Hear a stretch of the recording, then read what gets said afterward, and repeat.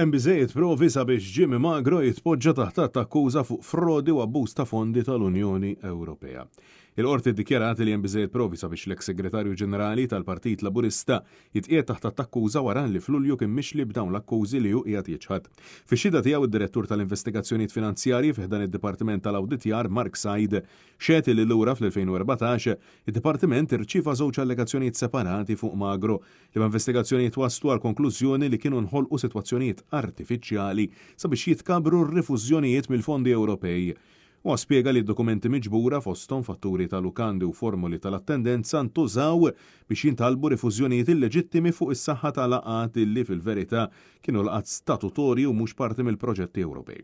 Sajt saħaq li l-ewwel allegazzjoni kienet relatata mal-Assoċjazzjoni tal-Kunsilli Lokali fil-waqt li t-tieni allegazzjoni kienet dwar proġett ukoll finanzjat mill-Unjoni Ewropea.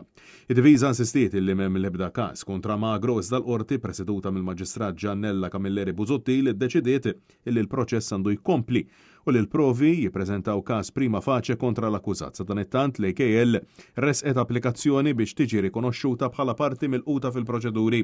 Il-każ jerġa' jinstema' fil-15 ta' Settembru illi ġej.